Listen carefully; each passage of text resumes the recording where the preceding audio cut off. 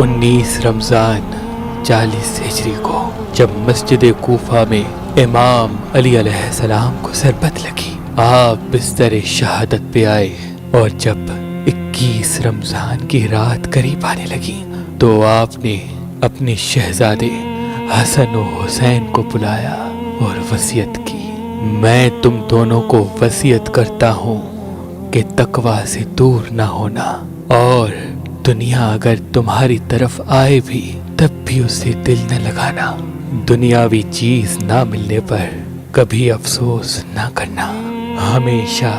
حق بات کہنا، اور جو اللہ کی مخلوقات پہ ظلم کرتے ہیں ان کے دشمن رہنا، مظلوم کی مدد کرتے رہنا، اس کا ساتھ دینا، اور حسن حسین جہاں تک ہو سکے میرے اس پیغام کو ہر ایک تک پہنچانا کہ اپنے کام ذمہ داری سے کرتے رہیں اور اپنے درمیان تعلقات کو اچھا بنائے رکھیں، کیونکہ میں نے تمہارے نانا حضرت محمد مصطفیٰ صلی اللہ علیہ وآلہ وسلم سے سنا ہے کہ لوگوں کے درمیان صلح کروانا، تعلقات کو اچھا کرنا ہزاروں سال کے روزہ اور نماز سے بہتر ہے، اور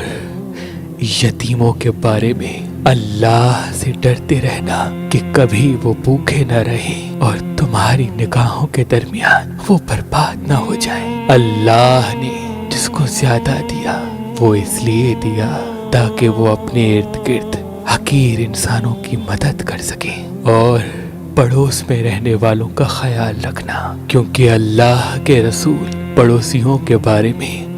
بار بار اتنی نصیحت کرتے رہتے کہ لوگ سمجھنے لگتے تھے کہ شاید اللہ کے رسول ان کو ہمارا وارث بھی بنانے والے ہیں۔ قرآن کو سمجھنے اور اس پہ عمل کرنے میں دیر نہ کرنا، کہیں ایسا نہ ہو کہ اس پہ عمل کرنے میں دوسرے لوگ تم سے آگے نکل جائیں۔ اللہ سے نماز کے بارے میں ڈرتے رہنا، کیونکہ وہ تمہارے دین کا ستون ہے، اور اللہ کے گھر کی حفاظت کرو کیونکہ وہ تمہاری پہچان ہے۔ اللہ سے ڈرو اپنی جان،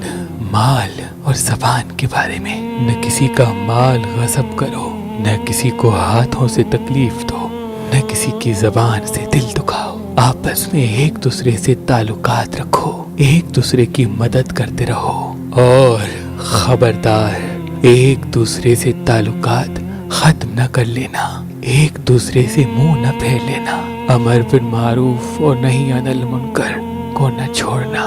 ورنہ تم پر برے لوگ مسلط ہو جائیں گے، پھر تم فریاد بھی کرو گے تب بھی تمہاری آواز سننے والا کوئی نہ رہے گا، اور تمام عبد المطلب کی اولاد کو خبردار کر دو کہ وہ انسان کا خون نہ بہائیں اس بات پر کہ امیر المومنین کو قتل کر دیا گیا، میں یہ نہ دیکھوں کہ وہ مسلمانوں کا خون بہانا شروع کر دیں، میرے بدلے میں میرے قاتل کے علاوہ کسی کو قتل نہیں کیا جا سکتا، دیکھو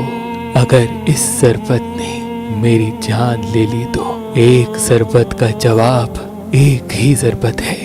اور دیکھو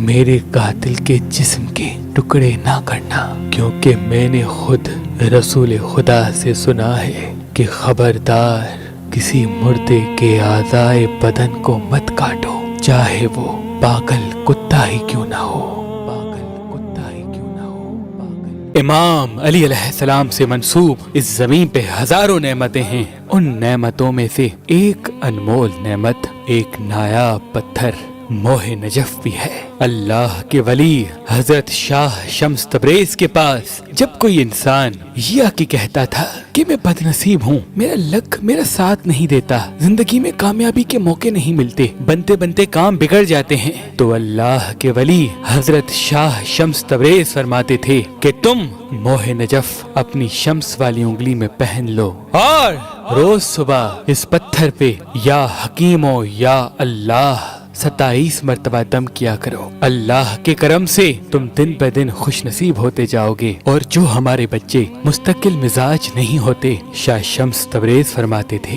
کہ موہ نجف پہننے سے وہ مستقل مزاج بن جاتے ہیں. اگر آپ موہ نجف لینا چاہتے ہیں تو مہربان اسٹونز کے نمبر پہ کال کریں، اور مزید معلومات کے لیے ہماری ویب سائٹ مہربانلی.com یا ہماری اپلیکیشن جو گوگل پلے اسٹور اور آئی فون ایپ اسٹور پہ موجود ہے ان سے بھی معلومات حاصل کر سکتے ہیں.